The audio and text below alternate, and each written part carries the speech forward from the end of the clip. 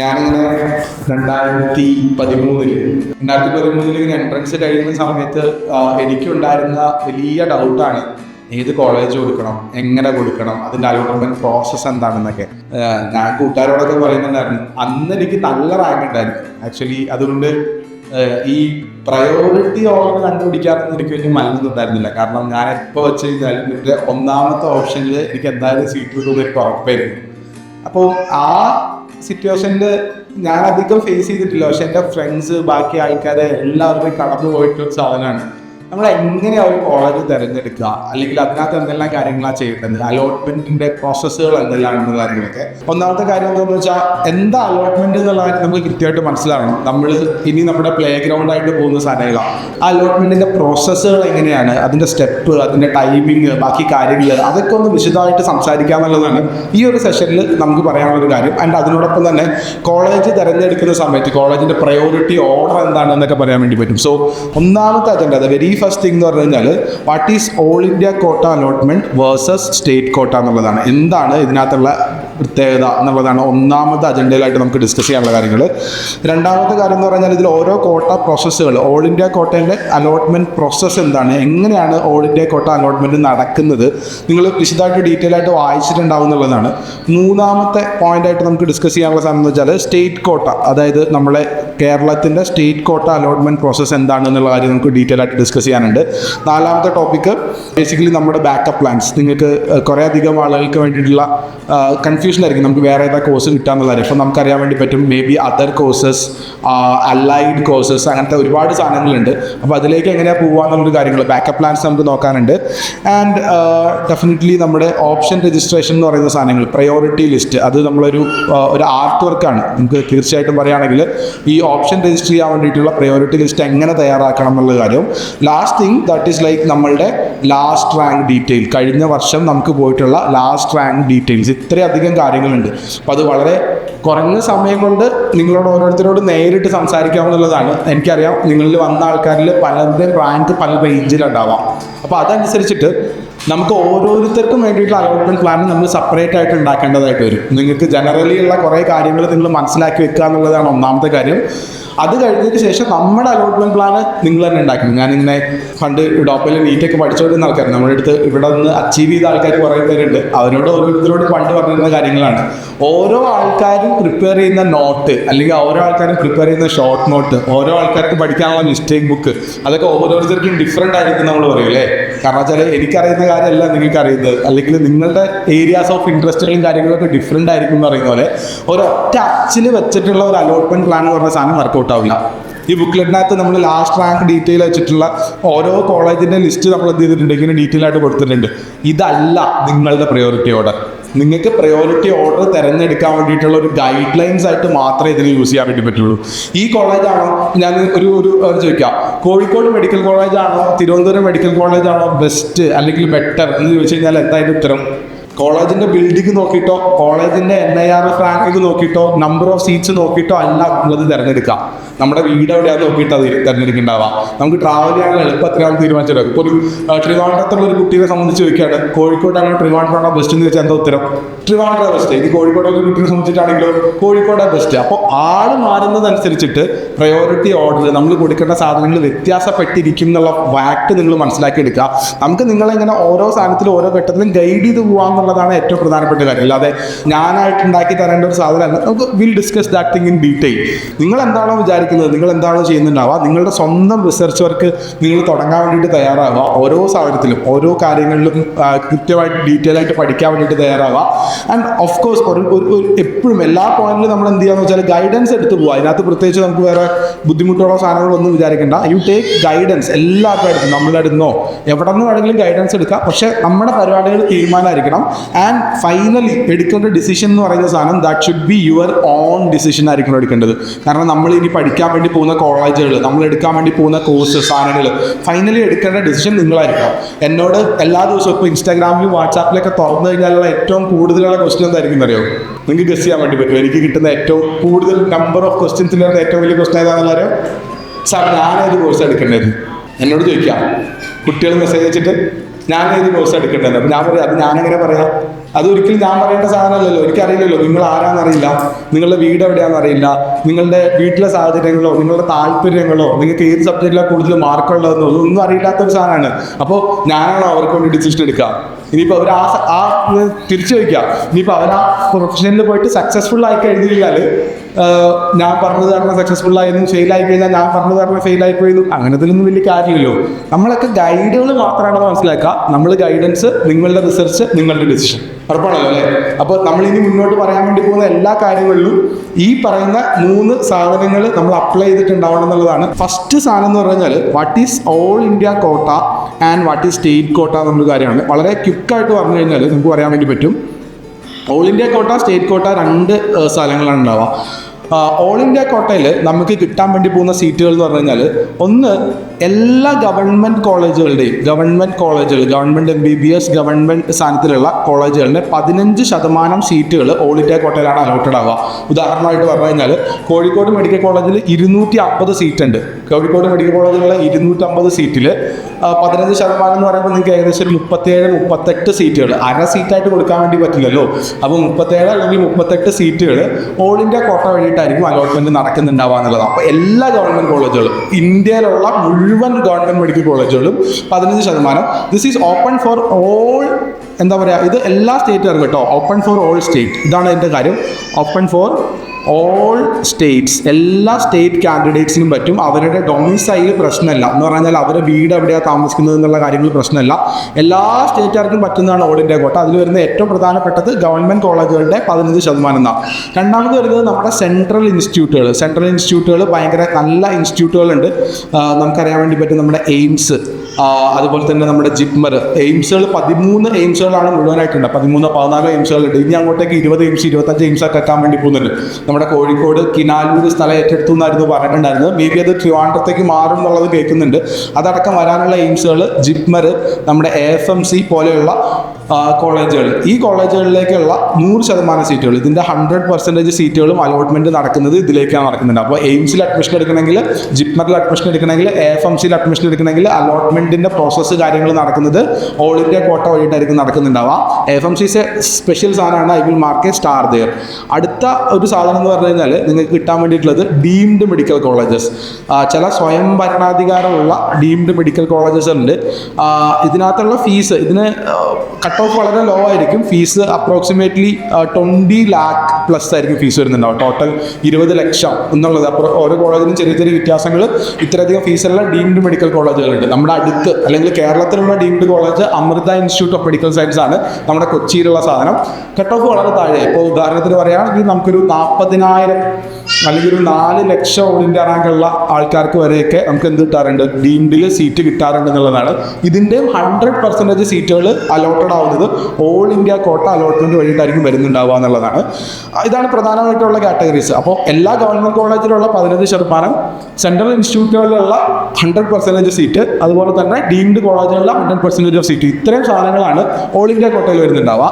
State കോട്ടയിലേക്ക് നോക്കുന്ന സമയത്ത് ബാക്കിയുള്ള സീറ്റ് ഗവൺമെന്റ് കോളേജുകളിൽ ബാക്കിയുള്ള ഈ സ്റ്റേറ്റ് കോട്ട, ദിസ് ഈസ് റിസർവ്ഡ് ഫോർ അതാത് സീറ്റുകളാണ്. Reserved for the state candidates. അപ്പോൾ ഇത് മലയാളികൾക്ക് മാത്രം. കേരളത്തിലുള്ള സ്റ്റേറ്റ് കോട്ട മലയാളികൾക്ക് മാത്രം. തമിഴ്നാട്ടിലുള്ള സ്റ്റേറ്റ് കോട്ട തമിഴ്നാട്ടിലുള്ള ആളുകൾക്ക് മാത്രമേ ഉണ്ടാവുക. തമിഴ്നാട്ടിൽ ഏകദേശം 3500ഓളം ഗവൺമെന്റ് സീറ്റുകളുണ്ട്. പക്ഷെ ആ ഗവൺമെന്റ് സീറ്റുകളുടെ 15% മാത്രമേ നമുക്ക് അവൈലബിൾ ആവുള്ളൂ. നമുക്ക് അവിടെ പോയിട്ട് അവരുടെ സീറ്റ് വാങ്ങാൻ വേണ്ടി പറ്റില്ല. അവിടെ കട്ട് ഓഫ് കുറവല്ലേ, ഞാൻ അങ്ങോട്ട് പോകാൻ വേണ്ടി പറ്റില്ല. അതിൻ്റെ 85% തമിഴ്നാട്ടിലുള്ള കുട്ടികൾക്ക് എടുത്തു വെച്ചിട്ടുള്ള സീറ്റുകളാണ്. അതിൻ്റെ 15%, അപ്പോൾ ഏകദേശം ഒരു 350-400 സീറ്റുകളോളം ആർക്ക് അവൈലബിൾ ആയിട്ടുണ്ടാവും. നമുക്ക് മലയാളികൾക്കും കൂടി എടുക്കാം. തമിഴന്മാർ അപ്ലൈ ചെയ്യും, നോർത്ത് ഇന്ത്യയിൽ നിന്നുള്ള കുട്ടികൾ അപ്ലൈ ചെയ്യും, എല്ലാം അപ്ലൈ ചെയ്യുന്ന രൂപത്തിലേക്ക് ഉണ്ടാവും.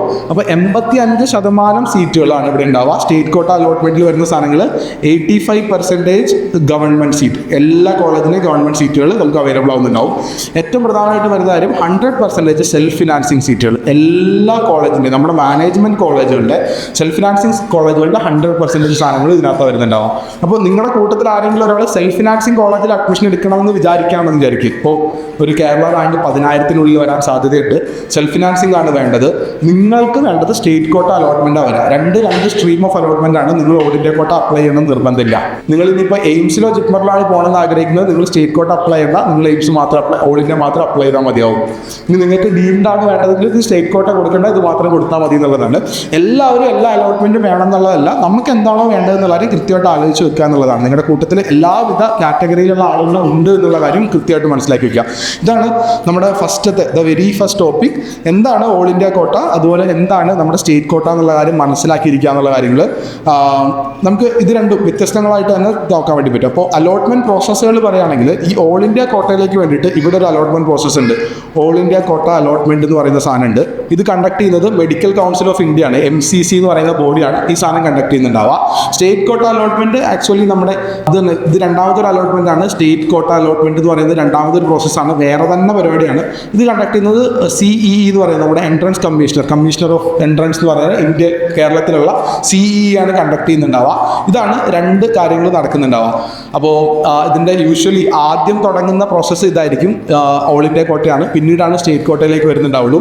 ഇതിൻ്റെ ബാക്കപ്പ് പ്ലാനായിട്ട്, അതായത് നമ്മൾ പറയുകയാണ് ഈ MBBS BDS അല്ലാത്ത ബാക്കി കോഴ്സുകൾക്ക് വേണ്ടിയിട്ടുള്ള ബാക്കപ്പ് പ്ലാനുകൾക്ക് മൂന്നാമതൊരു അലോട്ട്മെൻറ്റ് നടക്കുന്നുണ്ട്. അതും കൂടി പറയാം. അത് നടക്കുന്നത് മെഡിക്കൽ അലൈഡ് എന്നാണ് പറയുക, മെഡിക്കൽ അലൈഡ് കോഴ്സുകൾ എന്നുള്ള രൂപത്തിലാണ് പറയുന്നുണ്ടാവുക. അഥവാ ആയുഷ് കോഴ്സുകൾ എന്ന് പറയുന്ന സാധനങ്ങൾ. ആയുഷ് കോഴ്സുകളിൽ വരുന്ന സാധനങ്ങൾ ഒന്ന് BAMS എന്ന് പറയുന്ന കോഴ്സാണ്, ദാറ്റ് ഈസ് ആയുർവേദ. അടുത്തത് BHMS ഉണ്ട്, നമ്മുടെ ഹോമിയോപ്പതി. BSMS വരുന്നുണ്ട് ആൻഡ് BUMS വരുന്നുണ്ട്, യുനാനി സിദ്ധ പോലെയുള്ള കോഴ്സുകളാണ് വരുന്നുണ്ടാവുക. ഇതല്ലാത്ത കോഴ്സുകൾ നമുക്ക് അഗ്രികൾച്ചർ വരുന്നുണ്ട്, നല്ല ഓപ്പർച്യൂണിറ്റി ഉള്ള കോഴ്സാണ് അഗ്രികൾച്ചർ. വെറ്റിനറി എന്ന് പറയുന്ന കോഴ്സുകൾ നമുക്ക് വരുന്നുണ്ട്, പിന്നെ ഫിഷറീസ് വരുന്നുണ്ട്, ഫോറസ്ട്രി വരുന്നുണ്ട്. അങ്ങനെ മുന്നോട്ടേക്ക് പോകുന്ന പലതരത്തിലുള്ള കോഴ്സുകൾ. ഫോറസ്ട്രി, കോപ്പറേറ്റീവ് ബാങ്കിങ് എന്ന് പറയുന്ന സാധനം, കോപ്പറേറ്റീവ് ബാങ്കിങ് എന്ന് പറയുന്ന സാധനം, BTech ബയോടെക്നോളജി, അങ്ങനെ കുറച്ച് കോഴ്സുകൾ ഇതിനകത്തേക്ക് വരുന്നുണ്ട്. ദിസ് ഈസ് എ സെപ്പറേറ്റ് അലോട്ട്മെൻറ്റാണ് വരുന്നുണ്ടാവുക. അപ്പോൾ നമുക്കൊരു ആയുർവേദ അല്ലെങ്കിൽ ഹോമിയോപ്പതിൻ്റെ സീറ്റൊക്കെയാണ് വേണ്ടതെങ്കിൽ നമ്മൾ ആദ്യം പറഞ്ഞ ഓൾ ഇന്ത്യ കോട്ട അലോട്ട്മെൻറ്റും അല്ല, സ്റ്റേറ്റ് കോട്ട അലോട്ട്മെൻറ്റും അല്ല, അതിനുശേഷം വരുന്ന അല്ലൈഡ് അലോട്ട്മെൻറ്റ് എന്ന് പറയുന്ന മൂന്നാമത്തെ ഘട്ട അലോട്ട്മെൻറ്റിലാണ് പ്രധാനമായിട്ടും ഈ സാധനങ്ങൾ നമുക്ക് കിട്ടുന്നുണ്ടാവുക എന്നുള്ള കാര്യങ്ങളിലേക്ക്. അപ്പോൾ നമ്മളുടെ അലോട്ട്മെൻറ്റ് ഏതാണെന്നുള്ള കാര്യം നമ്മൾ ഏകദേശം നോക്കാം. ഇപ്പോൾ ഒരു MBBS നോക്കുന്ന ആൾക്കാർക്ക്, ഇപ്പോൾ ഏറ്റവും ടോപ്പ് റാങ്ക് വാങ്ങി നിൽക്കുന്ന ആൾക്കാരെന്ന് വിചാരിക്കാം. മേ ബി ഇപ്പോൾ ഒരു 600+ മാർക്കുള്ള അല്ലെങ്കിൽ ഒരു 620+ മാർക്കുള്ള കുട്ടികൾക്കൊക്കെ മേ ബി അവർക്ക് ആകെപ്പാടെ ചിന്തിക്കേണ്ടി വരിക ഓൾ ഇന്ത്യ കോട്ട മാത്രമായിരിക്കും. വേറെ ഒന്നിനെ പറ്റിയിട്ടും ആലോചിക്കേണ്ടതായിട്ടുള്ള ആവശ്യം പോലും ചിലപ്പോൾ വരുന്നുണ്ടാവില്ല. കാരണം നമുക്ക് ഇപ്പോൾ കാലിക്കറ്റ് മെഡിക്കൽ കോളേജിലാണ് അഡ്മിഷൻ എടുക്കേണ്ടത്, but they will be getting in all India കോട്ട. ഓൾ ഇന്ത്യ കോട്ടയിൽ തന്നെ കാലിക്കറ്റ് മെഡിക്കൽ കോളേജിൽ അഡ്മിഷൻ കിട്ടും, അല്ലെങ്കിൽ എയിംസിൽ കിട്ടും. കാരണം അവരുടെ ടോപ്പ് റാങ്ക്. അപ്പോൾ ഏറ്റവും ടോപ്പേഴ്സ് ആയിരിക്കും ഇവിടെ പോകുന്നുണ്ടാവുക, ഓൾ ഇന്ത്യ കോട്ട മാത്രം നോക്കുന്നുണ്ടാവുക. അത് കഴിഞ്ഞിട്ട് ഒരു 600 മുതൽ താഴേക്കുള്ള ആൾക്കാർക്ക് ഈ രണ്ടും ബാധകമായിരിക്കും. ഏകദേശം ഓൾ ഇന്ത്യ കോട്ടയും സ്റ്റേറ്റ് കോട്ടയും നമ്മൾ ഒരേപോലെ നമ്മൾ എന്ത് ചെയ്യണം, അപ്ലൈ ചെയ്യുകയും കാര്യങ്ങൾ ചെയ്യുകയൊക്കെ നമ്മൾ ചെയ്ത് നോക്കേണ്ടി വരും. ഇനി ഇതിൻ്റെ ഒരു കട്ട് ഓഫ് മാർക്ക് വെച്ചിട്ട് പറയാൻ നിൽക്കുന്നില്ല. കേരള റാങ്ക് ഇപ്പോൾ ഒരു ജനറലിലൊക്കെ ആണെങ്കിൽ ഏകദേശം ഒരു 1000 ഒക്കെ കേരള റാങ്ക് കഴിയുന്ന ആൾക്കാരുണ്ടാവും. കേരള റാങ്ക് 1000 താഴേക്കുള്ള ആൾക്കാർ, ബിലോ 1000 നിൽക്കുന്ന ആൾക്കാർക്കൊക്കെ ആണെങ്കിൽ കേരള കോട്ടയിൽ കിട്ടാൻ, സ്റ്റേറ്റ് കോട്ട കിട്ടാൻ സാധ്യത കുറവാണ്. അതർ സ്റ്റേറ്റുകളിലേക്ക് നമ്മൾ നോക്കേണ്ടതായിട്ടുള്ള ആവശ്യങ്ങൾ വരാറുണ്ട്. സോ ഒരു 540 അല്ലെങ്കിൽ 550 അല്ലെങ്കിൽ 560 ഇതൊക്കെ ആയിരിക്കും നമ്മുടെ സ്റ്റേറ്റ് കോട്ടേൻ്റെ ഒരു ക്ലോസിംഗ് റാങ്ക് മാർക്ക് വരുന്നുണ്ടാവാം. ഏകദേശം മാത്രം നിങ്ങൾക്ക് സൂചന വരാൻ വേണ്ടിയിട്ട് നമുക്ക് എന്ത് വരാനുണ്ട്, കൃത്യമായിട്ടുള്ള കേരള റാങ്ക് ഈ മാസം അവസാനത്തേക്ക് വരും. ഈ മാസം അവസാനം കേരള റാങ്ക് വന്നു കഴിയുമ്പോൾ നമുക്ക് മനസ്സിലാവും കേരളത്തിൽ കിട്ടാനുള്ള റാങ്ക് നമുക്കുണ്ടോ ഇല്ലയോ എന്ന് മനസ്സിലാവും. കേരള റാങ്ക് കിട്ടാനുണ്ടെങ്കിൽ കേരള സ്റ്റേറ്റ് കോട്ടയാണ്, അല്ലെങ്കിൽ അതിന് പുറത്താണെങ്കിൽ നമ്മൾ നിർബന്ധമായിട്ട് എന്ത് ചെയ്യണം, ഓൾ ഇന്ത്യ കോട്ടയിലേക്ക് പോകണം എന്നുള്ളതാണ്. അപ്പോൾ ഈ സാധനങ്ങളൊക്കെ നമ്മളൊന്ന് ജഗ്ഗിൾ ചെയ്ത് നോക്കി ഇതിലൊന്നും കിട്ടുന്നില്ലാത്ത ആൾക്കാർക്ക് ഡെഫിനറ്റ്ലി എടുക്കാൻ വേണ്ടി പറ്റുന്ന മൂന്നാമത്തെ സാധനമാണ് അല്ലൈഡ് കോഴ്സുകൾ എന്ന് പറയുന്ന സാധനം. അത് ഈ ഓൾ ഇന്ത്യ കോട്ട അലോട്ട്മെൻറ്റും സ്റ്റേറ്റ് കോട്ട അലോട്ട്മെൻറ്റും തുടങ്ങി ഒരു 2 റൗണ്ടൊക്കെ കഴിഞ്ഞതിന് ശേഷം മാത്രമേ ഇത് തുടങ്ങുന്നുണ്ടാവുള്ളൂ. അപ്പോഴത്തേക്കും നമുക്ക് ഇതിലേക്ക് പോകാനുള്ള സാധ്യതകൾ കൂടി നമുക്ക് എടുക്കാൻ വേണ്ടി പറ്റുന്നുണ്ടാവും എന്നുള്ളതാണ് കാര്യം. സോ ഇത് കൃത്യമായിട്ട് മനസ്സിലാക്കി വെക്കുക. ഇനി നമുക്ക് ഓരോരോ അലോട്ട്മെൻറ്റുകൾ, ഇപ്പോൾ MBBS BDSൻ്റെ സാധനങ്ങൾ തന്നെ അലൈഡ് കോഴ്സുകളുടെ അലോട്ട്മെൻറ്റ് നമുക്ക് ലാസ്റ്റിലേക്ക് പോവാം.